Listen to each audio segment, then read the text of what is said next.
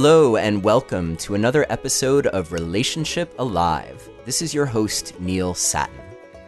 How do you really see another person? And how do you allow yourself to be seen? How can you deepen into knowing the people around you, especially your partner, more honestly and more fully?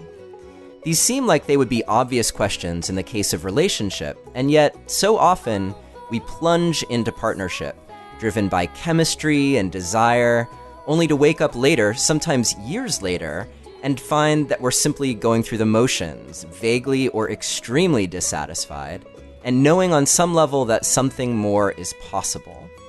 Today we're going to take this on directly to go to the heart of vulnerability, opening up to the experience of the moment with another person. Today's guest is Guy Sengstock, the earliest founder of Circling, and we'll be chatting about what that is. He's also the co-founder of the Circling Institute. He's an exceptional coach with a gift to help you see the water you're swimming in, something I hope we'll talk about today. Now, circling is a practice that allows you to experience what it's like to be fully gotten by other people, and for them to get a sense of what it would truly be like to be in your shoes. If you enjoyed episode 13 on Attunement with Keith Witt, or episode 6 on developing shared consciousness with Patricia Albere, then you are going to love this deep dive into how to really get related with yourself and another human being. Guy has also generously offered a free 2-hour coaching session to one lucky listener. So to qualify, all you need to do is download the detailed show guide for this episode at neilsattin.com/circle, or simply text the word passion to the number 33444 and follow the instructions. Guy Sengstock, thank you for that offer, and thank you so much for joining us today on Relationship Alive. Thank you so much. I was so struck by how well you did that introduction. The sound of your voice. I was like, I almost forgot I was being interviewed. I was like, yeah, Guy Sengstock, be seen. The resonance of your voice just took me into a place where I was kind of in a flow state almost, just listening to you. So when you paused, all of a sudden I realized, wait a minute, I'm being interviewed. That's right. That's awesome. Well, we're off to a good start. We're already in the flow. Yeah. And we're just starting. Yeah. Guy, it's so great to have you here. And the people listening don't know this, but I worked with you as you were my coach almost 2 years ago now. And actually, I think it was 2 years ago that we started. And such an amazing experience that was. And during that time was planted the seed for this podcast. So, we might talk a little bit about that later, but I just want to offer you my own personal gratitude to your help on this journey. And this podcast, as I've mentioned before, and I was telling you earlier, I've heard personally from so many people that have been positively impacted by the information that we're sharing. And I'm really happy to have you here to be a part of it, and just so thankful that you contributed to its actually being born. So thank you for that. Thank you, received, my friend. That feels really, really great. Good. And you're completely welcome. Awesome. Yeah. Awesome. So, I started out by talking about you and talking about circling. And since I know we're going to be chatting about that, maybe we could just start out by saying, what is circling? And bridge from that into how can the ideas of circling, the experience of circling, be helpful for people listening in terms of their relationship? Okay, great. Well, a couple of things. Circling for me has been something that has caught my attention in 1996 and has kept my attention and even deepened my attention on it. Right, on circling, and circling itself has deepened the quality of my attention for constantly, and is growing. And given that my incredible amount of ADD. For me to keep my attention in one place, something must be really, really alive for me to stay focused like that, you know? And I think that speaks to what circling actually is, which is, you could say it's a practice that, when done in a group, is simply following and giving ourselves to what is most alive in that moment in the relationships that are there. So you could say it's a presence practice, just like, you know, you could say that yoga is a kind of presence practice, or meditation is a kind of present practice. Whereas, like, maybe the presence where the object, like maybe in meditation, is on something like the breath or a mantra, right? And the object, you could say, in yoga is the body, right? In the postures. For circling, you could say that it's a present practice where the object is the relationships that are happening in that room. And so it's really simply like, you take particular, you know, you have, just like in yoga, you have downward dogs and you have the asanas, which are, you could say, ways of intentionally being uncomfortable, right? So that, like, moving in that discomfort, right? When you get done with downward dog, when you're walking out on the street, not thinking about downward dog, your posture is just naturally a lot more open without thinking about it, right? Mm-hmm. So in circling, we have various, you could say, asanas, relational practices that are designed to have one be uncomfortable in a particular way, such that when they're out walking around in their life, they're just naturally more open to relationship and to be nourished by the relationships in their lives. Yeah. So what would some of those relational asanas look like when you're practicing circling? Well, there's a couple of things. So it's like one that actually comes to mind that I would say is at the heart of circling, would be simply like speaking the moment with the person who's being circled, or whoever it is that you're relating with, such that you're speaking what you're noticing and what you're feeling and what you're experiencing with that person or with that group of people as you're experiencing it, right? And just to give some context to what that, you know, the significance of that is, that most, you could say, most human conversations are triangular, where you and I talk about a subject, right? We talk about things, right? Mm-hmm. It's very rare, right? And some people go their whole lives actually without ever actually entering into a whole other universe of conversation, which is not talking about something, but speaking and listening and talking about what's happening right now in this moment with you. And when you do that, like, the moment that one does that, I've never seen it not be the case. The moment we do that, I never know what's going to happen after I get done sharing. And my level of aliveness, right, both excitement, right, and anxiety, like, increases, right? And you could say that that is definitely an asana, and one of the asanas in circling.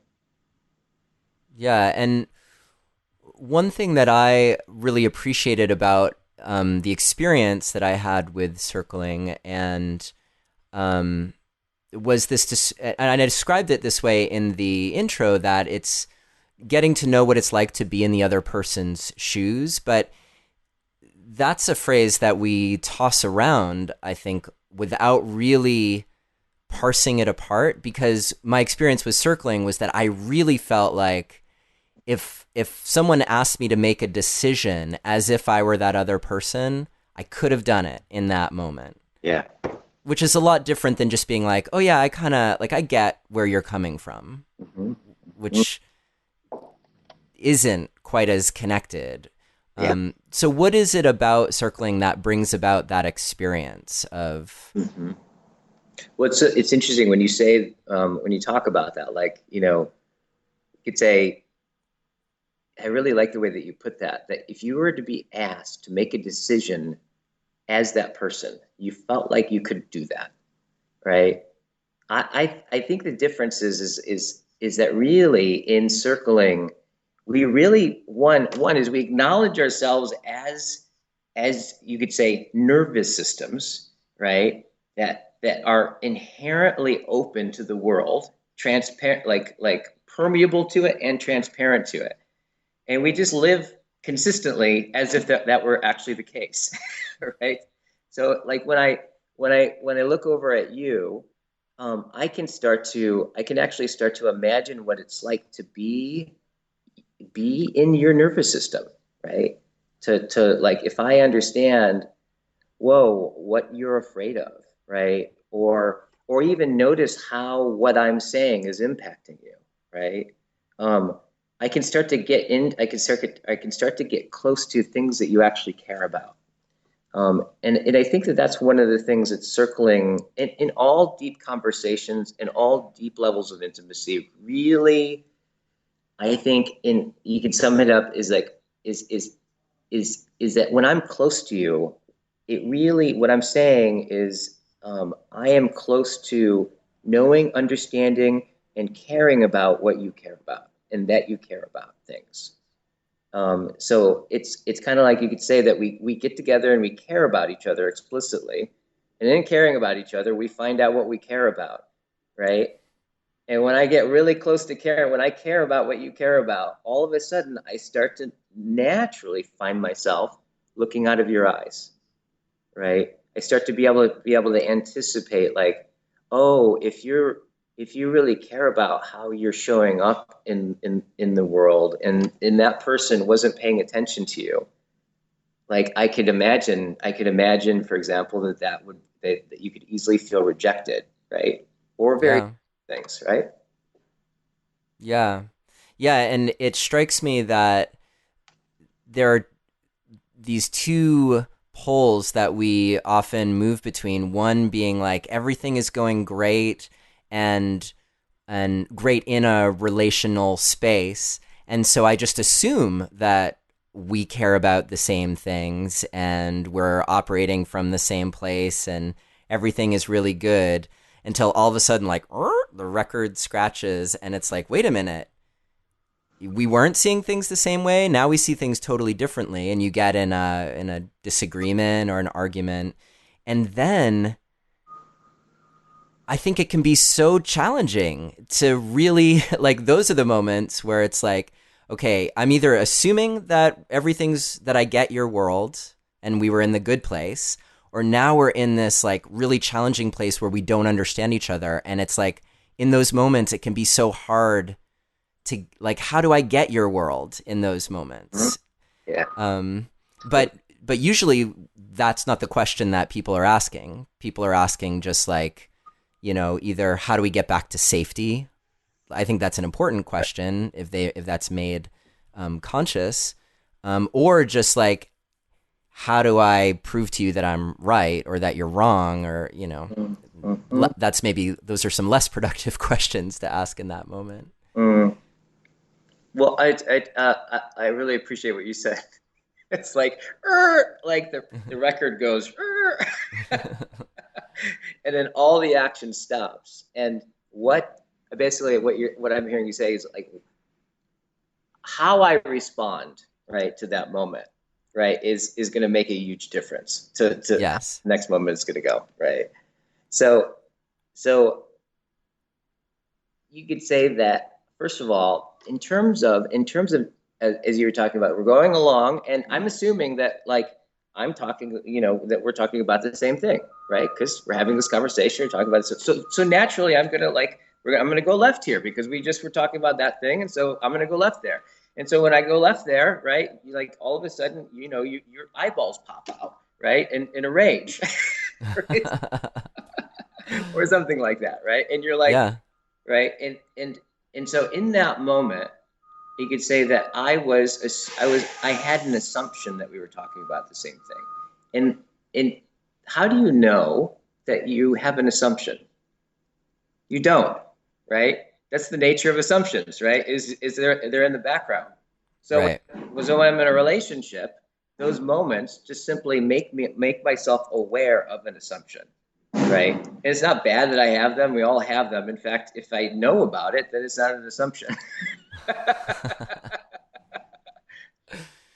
So I think the first thing to get is like, it's so natural. In fact, it's beautiful in deepening relationships to actually find places where I was assuming and I didn't know it.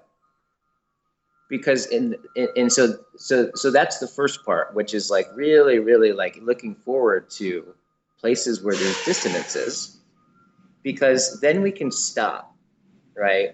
And you could say like in that moment where I noticed that like I had an assumption and we were talking about two different things. Rather than trying to get you to get that I was talking about the right thing and you were assuming the wrong thing, right? And rather than all the things that would like probably result in some kind of argument or some kind of repression of somebody on some part, what would happen is if actually those were moments where I got curious. Yeah. Right? Like what would happen is like, in fact, if you just think about it, like what would become of our relationships if my response to being triggered or to disagreement, right? My response was to be curious about you, about us, and about what's happening for me and you and us in that moment. Yeah. Yeah, I love this because actually, this is something that we talked about on last week's show, which was an episode with me and Chloe, where we were talking about how much curiosity and the practice of getting curious has transformed our relationship in moments of being triggered. So, Mm. yes, 100% yes. And what what are some ways that you get curious in those moments? What are questions that you like to ask? Well, a couple of things. I like what you said. What in those moments? What do I do to get curious? Right. That's the one person. So sometimes I remember like years ago, somebody sent me a text, and there's this kind of big question that they sent, and it shows up on my phone, and it's like, it asks, "What is curiosity?" I was like, I was like, I had no idea what is curiosity. But then I started to think about it, and I was like, I don't know if I can tell you what curiosity is, but I can tell you this: it's the first thing that goes when I contract, right? Yeah. Mm-hmm. So it's like, and it's also one of the first primary things I often notice when I'm open, right? So it Yeah. seems whatever it is that curiosity is, it seems to be connected to like to my level of openness or my level of closeness. And so in those moments where it'd be a good idea to get curious are usually moments where I don't feel curious, right? So getting curious is a kind of, I find, is a walk, right? It's a walk that I consciously take, right? I practice curiosity. And and then oftentimes the feeling of curiosity comes before I even recognize it. Or you could say I notice that curiosity is there and I'm open after already being open, and then I realize it. So it's like those, like that walk of being in relationship with that person. And I would say that like simply like it starts off with, one is like acknowledging that something just happened, right? Mm. Hey, so pause, right? Pause. I noticed like when I turned left, it seemed like your eyeballs popped out. Was I correct with that? Right. Yeah. So one is just acknowledging just what's happening with the intention to relate, right? And then it could just simply be this. It's like, oh, so for you, what was that? Right? Right? What, like, for you, what way did you want to turn? And also, what was the impact of me turning left? Like, was I, like, getting curious? Like, one big one is to find out and to get curious about how I occurred for that person. And it could be like, oh, so when I turned left, like, was I ignoring you? Was I not considering you? Right? Was I blaming you? What was turning left for you? Right? Mm. Yeah, and I like that combination of taking just a simple action, like the turning left, and then by adding like, so what was that action for you? It gives that person a chance to reflect. Mm-hmm.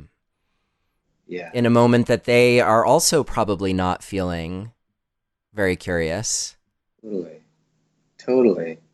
And you could be like, and it's just simply like, because it's funny, as I was even just like giving that example, I felt my chest open up, right? I felt myself leaning forward. Just the act of finding out, like, how am I, like, what was I doing for you? Like, in that, like, there's this, I find myself leaning in. Because I think that a lot of times, right? A lot of times when with relationship, when I just demonstrate the intention to know you, uh, and I implicitly acknowledge, right, and show you the fact that I actually care and acknowledge your otherness, right?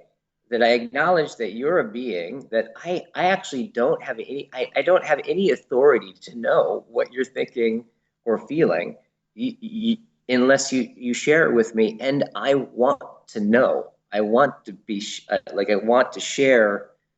I want to give my awareness over to you and share it with you. Right.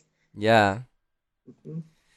Yeah. And I'm having so many thoughts and feelings as you were describing that. Like, on one thing I noticed was when you were talking about that experience of leaning forward and, like the act of offering to someone, wanting to really fully understand them and where they're coming from. Like, I actually got a little teary when you were saying that. Mm. And then I started thinking about, I wonder for the people listening, like some people, it might be really easy for them to say, oh, okay, well, when you turned left, I was thinking about that time that we blah, blah, and it might be really easy for them.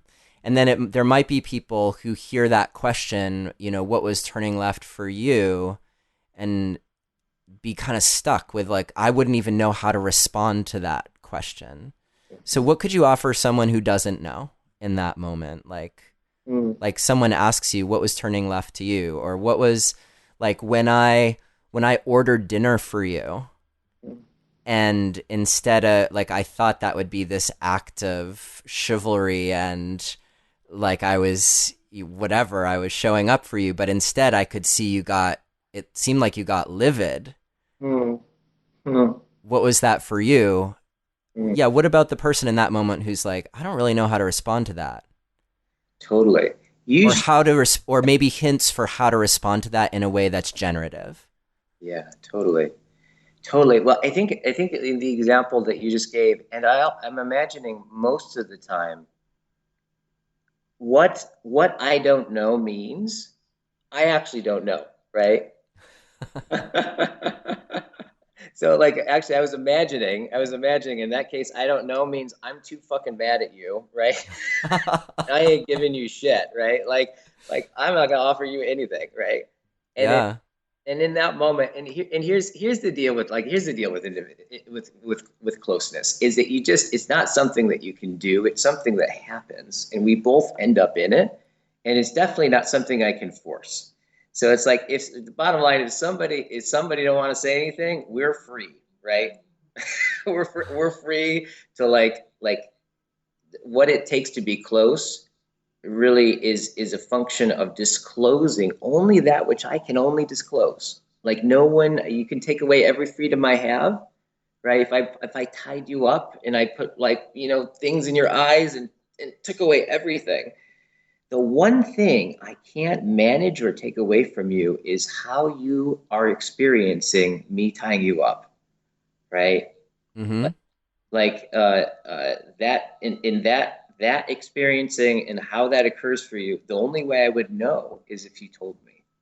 So the first thing to get is to really get that, like, man, when somebody reveals what's true for them, it is really an act of their own human freedom, in which it's really like you could say, when I receive it, it's grace, because it's something I can't do for them, right? And I can't make it happen.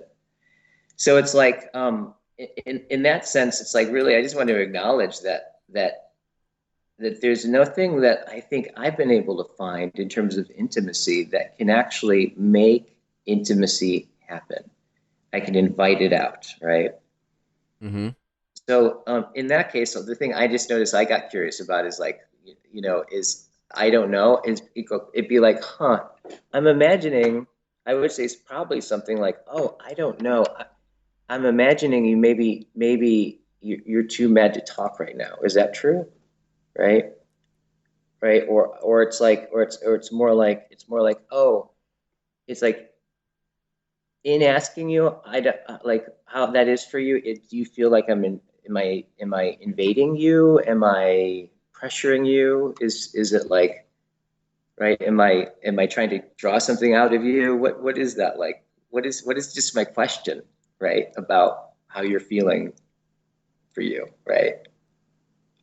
So it's like, Yeah. it's inviting like who I am in this moment in your world out. Like, I want to know, which implicitly acknowledges that I care about that.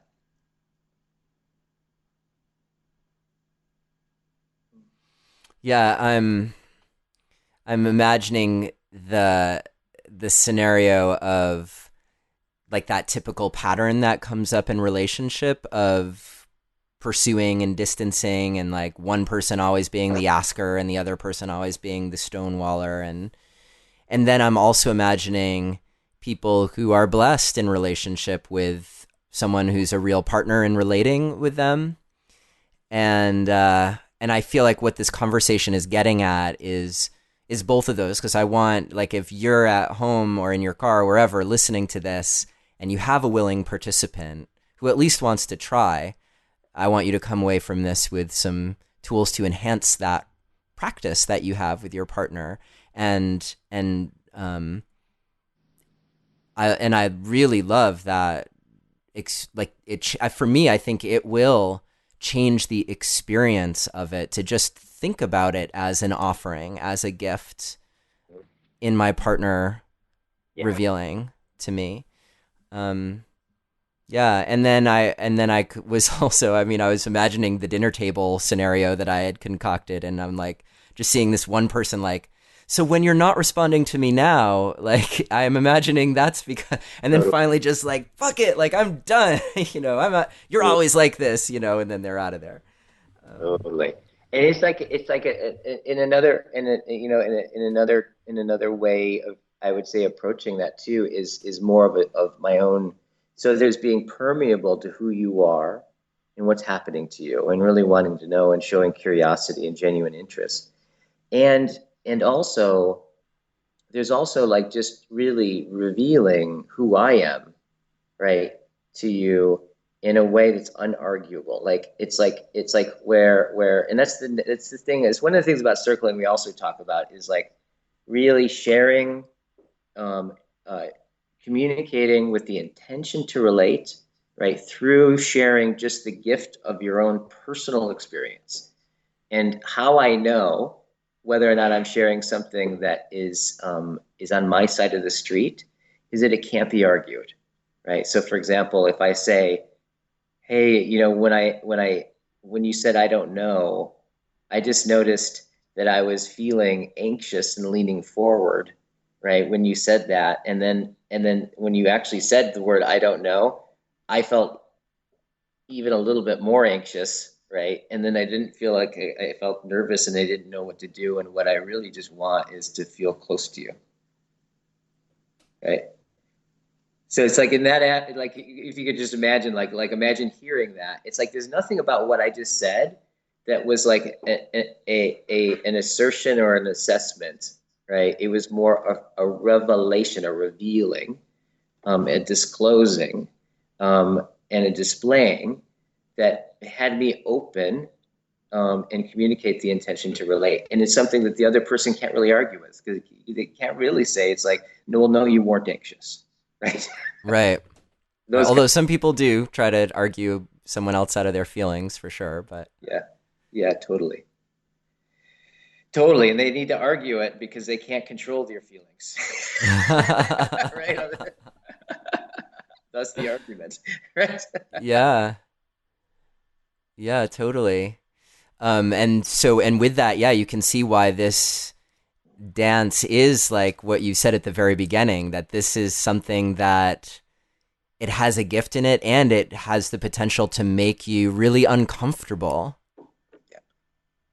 because it's confronting. Mm-hmm. Well, I don't know if I like the way that word confronting necessarily, but it's immersing yourself in whatever could happen. Yeah. It's unpredictable. Really like what you just said. And I have to say that what you just said, like, points to something just it's just so personally, so pertinent for me. And then when I got this, it just reminded me when I got this distinction that like getting this distinction was a game changer for me. And it's when I realized, right, that intimacy, right, that what intimacy was a function of, right, was simply you could say intimacy is a function of my ability to tolerate anxiety, right? It's just like, and I realized that you could say that, and you could say that like there's tolerating anxiety, and what I mean by that is just what you're talking about, is like when I move towards aliveness, I'm entering into a moment where if I say that I'm really going to be, if like what's true for me, all of a sudden I'm walking along and I realize it's like, oh, what's true for me may actually, if I say it to you, may make you go away, right? Yeah. So, but here's the thing is if I don't say it, right, in order to keep you around, right, in that moment, intimacy is like the possibility for intimacy is diminished. And I would also say the aliveness of myself and what's possible starts to diminish. And it becomes harder and harder to actually be intimate because I'm relieving myself of the excitement, the aliveness, and the excitation, right? That that that that comes with actually when I say it and I cross that line, right? And I take that risk, I have no idea actually what's going to happen next. But at the end of the day, usually it's something completely odd, like there's something I couldn't have ever even conceived of, right? She may, but at the end of the day, that's actually kind of like you could say the growth aspect, I think, of intimacy. And where for us individually, where it does really deepen our hearts and it can become a very deeply spiritual practice, right? Now for me, I realized when I got that, I was like, I realized I had been spending most of my life, right? Like trying to get over being anxious or scared so that I can then be close or intimate, right? And so I Wow. realized, yeah, I just realized that was like sitting on the dock of the bay, looking down at the water, staring at the water, trying to figure out how I can jump in the water without getting wet, right? And so there's something really relieving to me. It's like, as you can imagine, the mind only moves towards what it thinks is possible. So if I think that like I can jump in the water without getting wet, right, I'm going to sit there for fucking ever trying to work that out. But the moment I get, oh, right, you can't separate wetness from water. Like if I jump in, I will get wet. I just get up and I go out into the world and I move forward. And that's been the key for me with anxiety, with intimacy and relationships. And it keeps it, and I think it's the thing that encircling is the discomfort that we invite to sit inside of, and increase our capacity, like for aliveness, versus submitting, controlling, right, dominating or dissociating. Like rather stay and grow in those moments. I saw as I saw a few, there's a couple of hums there in different gestures on your face in that Oh moment. my word. Yeah. I mean, there's just so many things coming together. So, one of the, I think like a thread through all of the conversations on this podcast has been transitioning your relationship from one that I think is why a lot of us get into relationship, which is actually ironically avoiding intimacy in terms of how you just defined it. I think we get into relationship in order to provide ourselves with certainty and the medicative, is that a word? Medicative aspects of having sex with someone. And it's like you forget about all that stuff, like all that anxiety, all of that, all the uncertainty about what it would be like to put yourself out there with your inarguable truth to your partner. But I think what you just pointed to was a huge reason why relationships die, because it becomes this stacking of times when I chose to not be alive, when I chose to protect myself or protect you, or to not say the thing that I thought would frighten you away, whether it was speaking to a desire that I have, or the way that your desire frightens me, or, I can think of any number of reasons why people turn away from the moment. So I think this really identifying intimacy, or at least I think a really important aspect of intimacy, as like jumping into the uncertainty with your partner. Yeah. Yeah. And of course, hopefully that comes with a lot of attention to the safety of your relationship so that your container can really hold that uncertainty. Yes. Because it is really a paradox. Yeah. It is a paradox, because the more, basically what I'm telling, like, if you don't, if you kind of think about it, what I'm telling you may make you crazy, because I'm saying that, like, in order for basically to have more and more depth and confidence in my relationships, right? Just jump in and introduce more and more ambiguity. Because the more we go into ambiguity together, right, and like really share what's there, right, without trying to control things, right, like risking things, over time, that like those moments over time, right, actually create a very, very deep, genuine sense of security in the relationship. Yeah. Because what ends up happening is that we both start to realize what is, like, what our connection actually is, right? When I'm not like managing myself, right, so that I keep you, or so that you kind of go away at a certain level, or something like that. If I'm controlling things so that doesn't happen, I'll never find out what the real bond of our relationship is, right? If I'm continually willing to be myself and inviting you to be yourself, where our personal comfort and preferences isn't the top priority, but knowing each other deeply is, then we may actually find that, like, oh, that which is really true for us, right, all the way down, right, becomes the real, the genuine, lived, shared reality, you could say, bond that comes through risking that bond, right? So it's like it's a This is a paradox. Right? This is so interesting, because I'm thinking about how encircling, and maybe you can talk a little bit more about the process of what that looks like, so people really get what we're talking about. Yeah. But there's some aspect to it where, strangely, because my experience of it, I'll just say what I experienced, which was there was me and there was a group of people in a semicircle around me, and they asked me questions about my experience. And there was also someone there to guide the questions a little bit, and maybe you can speak a little bit more about what that is. And these questions were meant to help other people understand me and where I was coming from without judgment. And what was interesting was that in that experience, I felt very free to just answer their questions and to show up. And I felt like I was being asked to be fully me.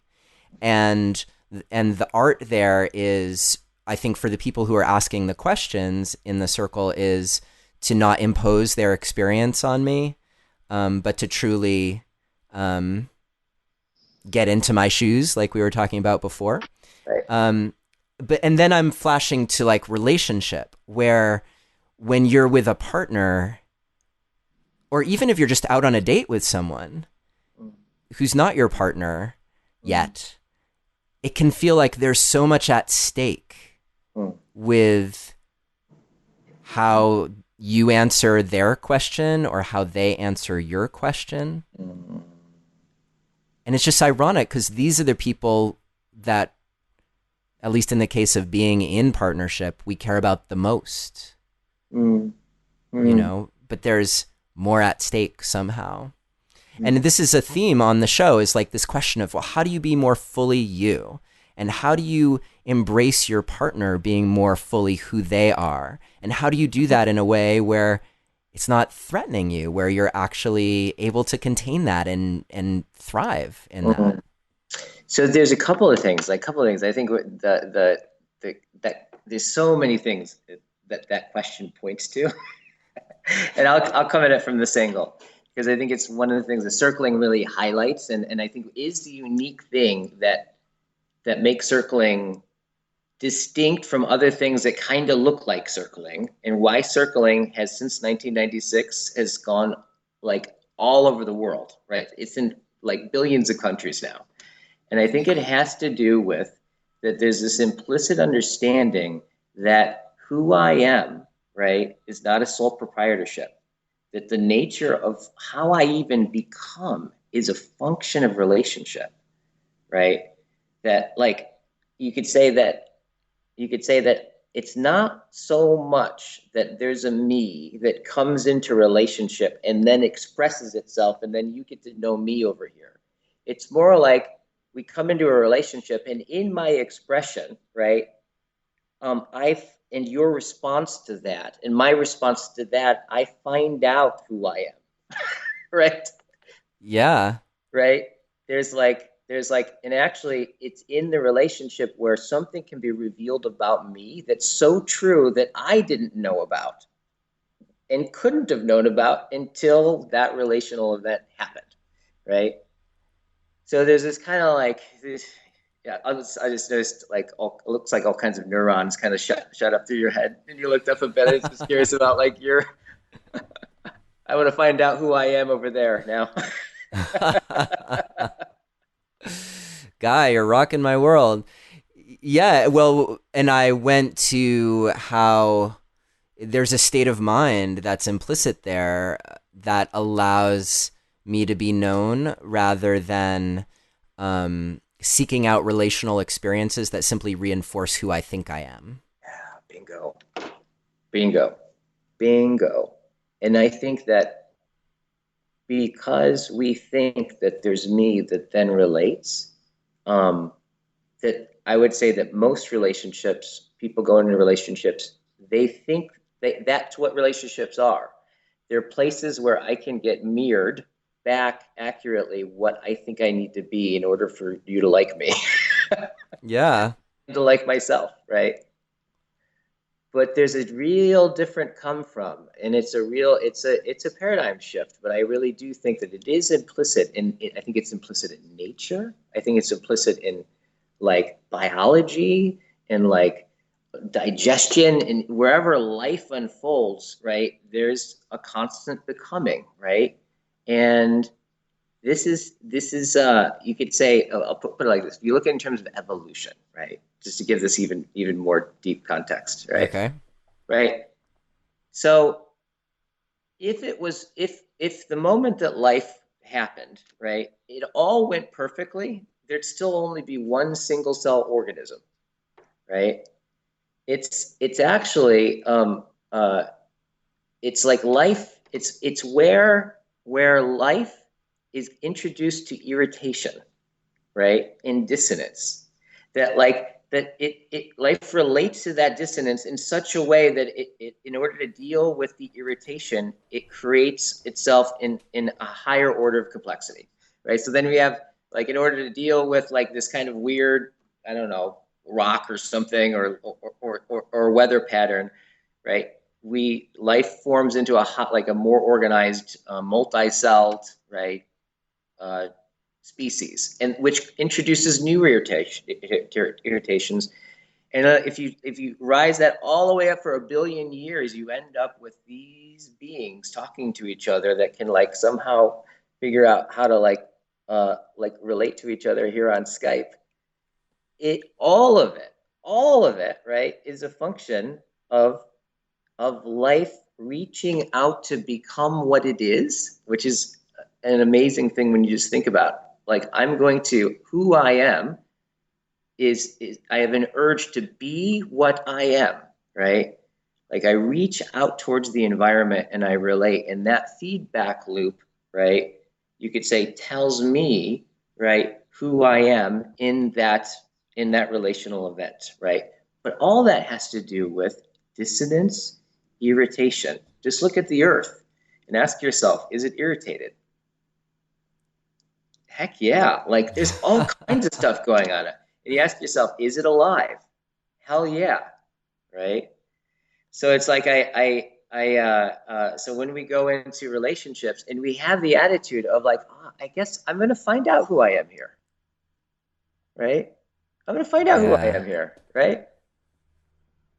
And so a lot of times, like in this, and to bring it on a more practical level, I think, you could say that like there's so many subtleties here, but like you could say like, so right now when I look at you, one of the things that is really prevalent to me that I often don't notice is that I have a conception of who I am in your head, right? There's a me being formed in your head right now, right? But there's also the me I think is over there. And so much of that is informing how I relate to you. So, for example, if I thought you were hating me as this conversation were unfolding, my heart rate would change, right? How I would respond to that, right? To like all those kinds of things that I, on some level, a part of me is tracking that, right? Now, when we just realize that that's part of the structure of I thou relating, right? We can begin to bring it and make that conscious, right? And I can say to you, it's like, oh, like I'm imagining that you're not liking me right now, or that you're loving me right now, right? Is that true? Now I was just using an example, and just doing that, I noticed my solar plexus kind of got more alive or something. And I wasn't even using like a real example, and just saying that. Yeah. Yeah, and I'm imagining that that's because there's actually a physiology and an energetic component to Yes. being fully alive and being engaged. So just like asking a question like that, even though it's hypothetical, it's like the same thing as going to the gym and doing, a squat or whatever. It's like you just worked out that part of your mechanism that's all about Totally. alive relationalism. So as you're saying that, it's so funny. So as you're saying that, I tuned into like who it is that you are right now to me in this conversation, and I was just who what I've been noticing in our connection and in you is like, it's like almost like I get the sense of like where you're so excited by what relationship is and the structures of what makes it tick, right? Like all those places when I started talking about those different things, I watched you move around and get excited, and it's like how that lives for me inside is I just feel an affinity for you and a love for you, and like as I'm talking right now, I just feel kind of I feel like tears coming to my eyes, and I feel proud of you and admiring of you that you're doing right now with me, right? Um, what you really really love, and also I also am at the same time, I think part of who you are for me too carries with it the backdrop of the history of knowing you and knowing that you weren't always doing that. And so Yeah. that comes through in the pride. And I just, so I'm just really enjoying you, and I'm enjoying having you in my, you could say having you in me and in my awareness and how it's shaping me in this moment. Mm. How's that, hearing that? What do you notice? What's happening for you?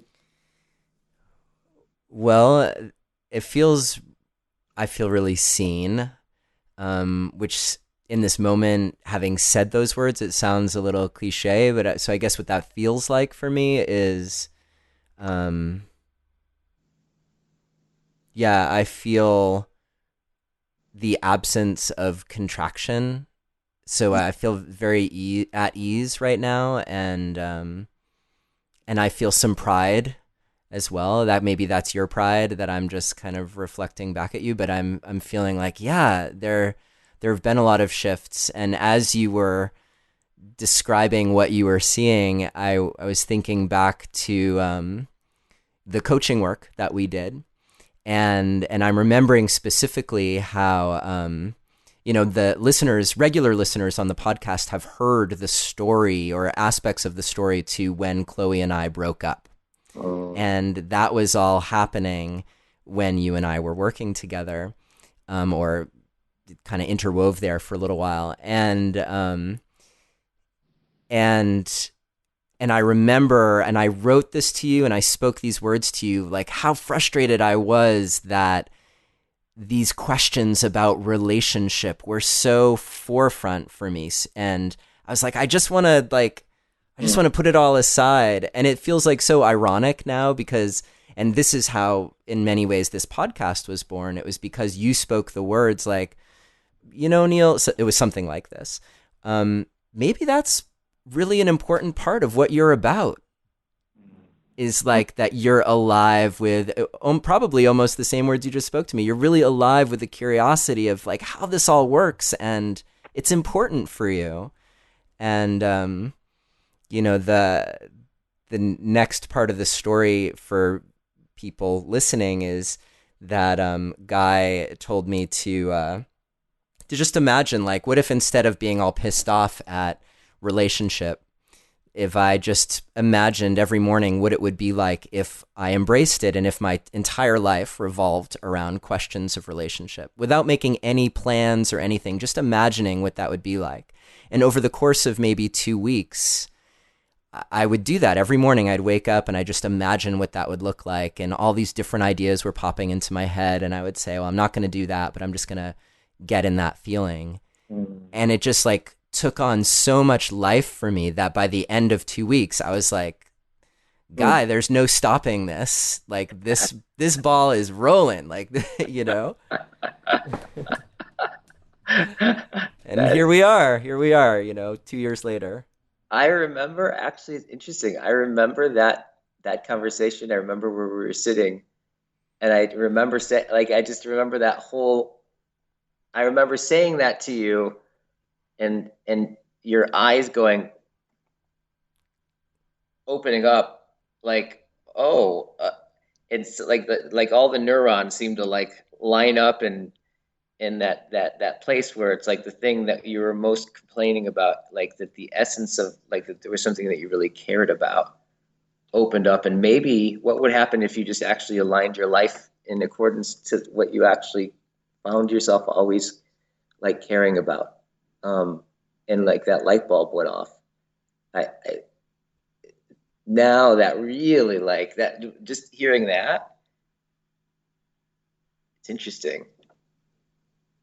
Yeah, I just kind of sense this sense of spaciousness like around me, and like I want to kind of stop and like kind of look at you for a moment and just kind of just be, just be present to the clarity that's here.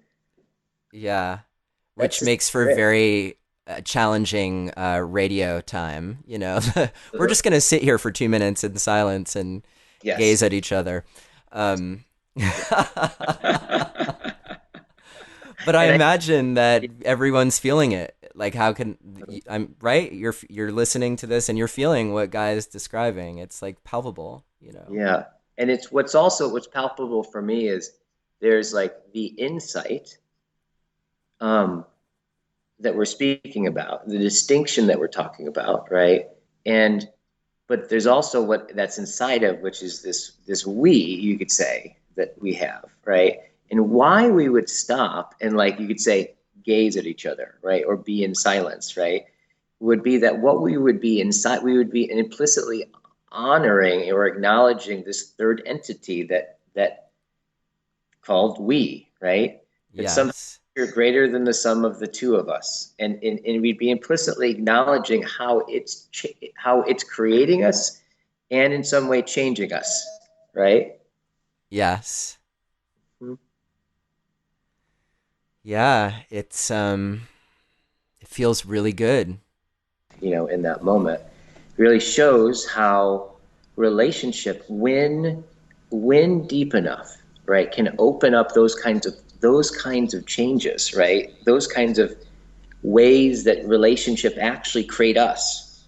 And for me, actually, circling it's funny. It's like when I think about this, circling and leading circles and developing circles and training people, like what my life is essentially about. Um, all that, the whole world was invisible to me. I didn't even know about it. I didn't even know to not know about it until I met a friend of mine, Jerry, who we co-founded Circling years ago while I was in art school, being an artist, and was thinking that was my life path. And then he starts inviting me. He clearly sees something that I do that he can't describe, that he's excited about, right? And he brings me in. He's excited to introduce me to his friends, and so I start hanging out. And I don't know what the hell, I don't like, what the hell is this guy, dude? Like, he's interesting, but he's clearly interesting in something I don't even know what he's talking about, right? Uh-huh. And so we're hanging out with his friends, and we're having like conversations, and the conversations start to go deeper, and things started to happen where I would say something to somebody or respond to somebody in these conversations with this group of his friends in a way where somebody like Jerry or Tom or somebody would pause. They'd pause everything, and they go, like, I remember one time they paused everything and they said, "Stop, hang on. That thing that you just said, I had to pay $10,000 to not understand that distinction that you just shared," right? And it was in that moment that, like, I remember that precise moment really spoke to me, because that was a moment where I stopped and I was like, I was just talking, but apparently I naturally had a gift, right? That was no one, like was invisible, indistinct, wasn't anything to me until somebody spoke it. They shared it, and it became distinct. Like, I can only relate to things that I have distinctions for. I couldn't relate to this gift that then became my life. But if they hadn't have said it, I don't know what would be happening for me right now, right? And in different ways, people says things like that. And as that became distinct, right? This is before we had the word circling, right? And all the whole vocabulary and the depth of distinction that continues to deepen around what circling is. None of those were there, including the guy who created it, right? until you could say the listening of the people I was in relationship with. The listening actually distinguished me, right? I started to, so once I saw that, oh, I have this gift, then I could start to relate to it, and I could start to notice it, right? And as I noticed it, it opened up the world of, like, noticing more things about that, and then noticing, like, how that somehow created me in a different way. And you could say that whole process where you could say that the Guy, to whatever degree the Guy kind of created circling and helped found all of those things, there was really a function of the people who kind of listened me into existence, if you will. Yeah, as you were describing that, I got this sense, and we did touch on this a little bit earlier, but of like, what is it like? What would it be like to go through the world looking for the clues? Like, rather than thinking this is who I am and I'm looking for people to reflect that back at me, what would happen if you went through life looking for the clues about who you really are and what your gifts really are in how people listen and reflect that back to you? Yes. I love that. I love that. And immediately I started thinking about what would, if I were to like go through my life and look for the clues, what would be a good method of investigation, right? What would be a good way to look? And I think what it would probably be is like, I would start to actually listen for and track and notice and share what other people's gifts were, right? It would be like, I think I would start to just notice other people's gifts and see them, which implicitly would invite a conversation, right? Yeah. That would track that, right? Which is, And that's circling. that's circling, right? It circles back, right? Yes, absolutely. Guy, I would love to ensure that everyone listening, when they're done listening to this conversation, that they have a sense of like, okay, next time I go out on a date, I'm gonna try this thing, or I'm gonna go home to my partner tonight, and after the kids are asleep, or if you don't have kids, right away, and I'm gonna try this thing. But before we talk about that, so I'll give you a second to think about it. I'm wondering if you could just let our listeners know, like, if they want to find out more about you, about circling, read some of your writings, get in touch with you to find out more about your coaching work, how can they do that? Okay, if you're interested in coaching with me, just simply email me at guysengstock@gmail.com, and I'll get back to you, and we'll get together and talk about working together one-on-one. If you're interested in some of my writings, in my blog articles, you could look at guysengstock.com, and those are some articles, some posts that I've done. And if you're interested in being trained to circle, which is what I'm doing professionally now, is really, you could say, circling. There's the practice of circling, but then there's the underlying methodology that actually has been formed organically over the years that is turned out to be an actual method of transformation.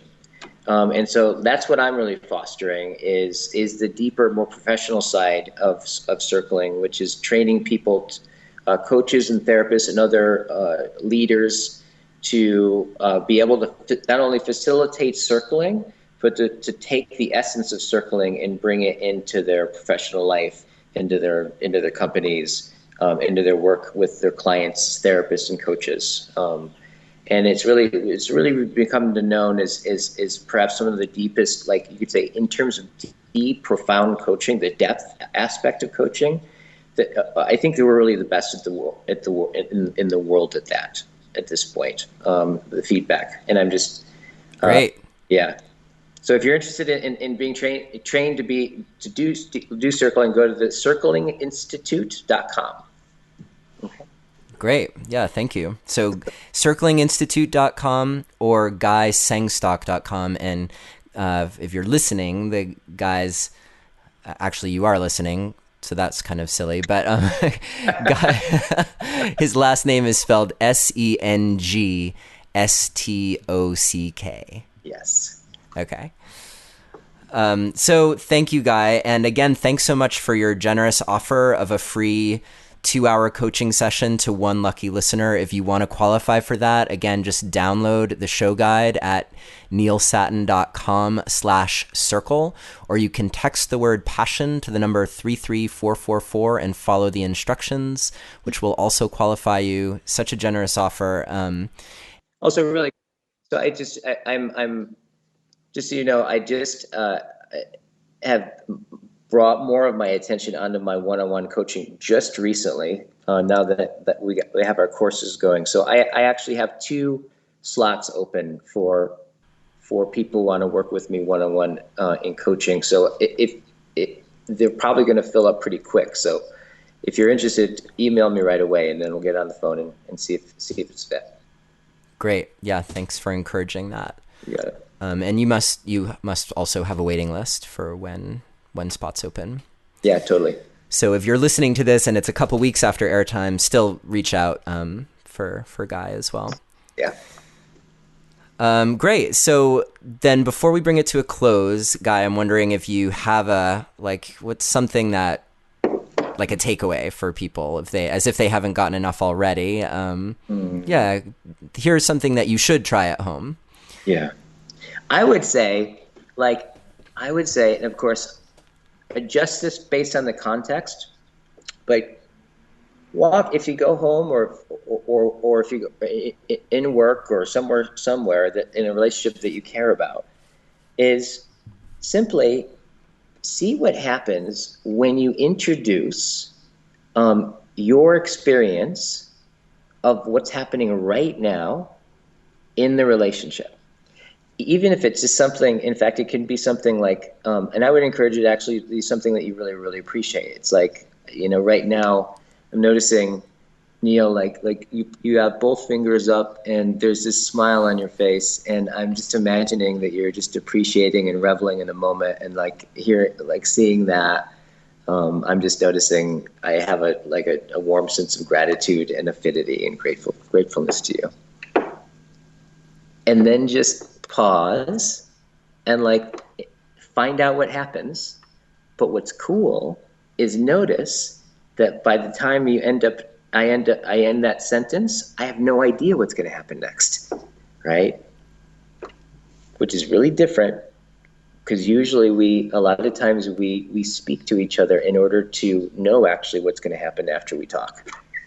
Yeah. Right. There's so much planning involved. Totally. So just bring in, like we talked about before, is not a triangular conversation, but like an in the moment, just sharing what's happening right now in a generous way. Great. Yeah. We've talked before about having a practice of gratitude for your partner.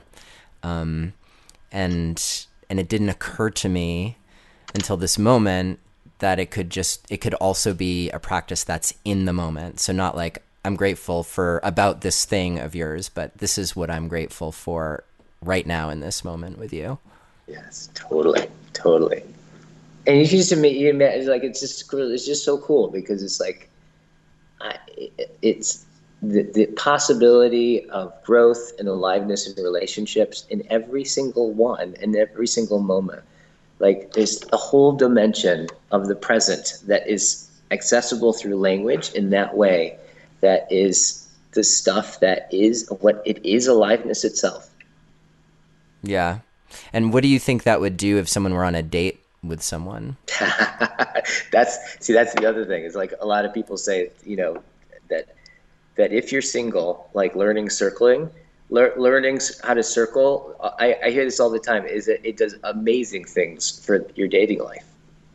Yeah. Yeah. Because it's like, you can have these conversations where people get really, really seen. They feel really seen. On the first date, you could start to you can see somebody and have the experience of feeling somebody and being felt and being seen, that in the first time, that like a lot of times it takes years to have happen. So I think in dating life, since dating life is such a is so intentionally designed, let's get to know each other, right? To see if there's some kind of future, right? Well, where do we feel the future in terms of that? It's like how the conversation's going, right? So if we can start to become masterful about elucidating the space and the possibility of that conversation, I mean, that like just all automatically translates into kick-ass dating, right?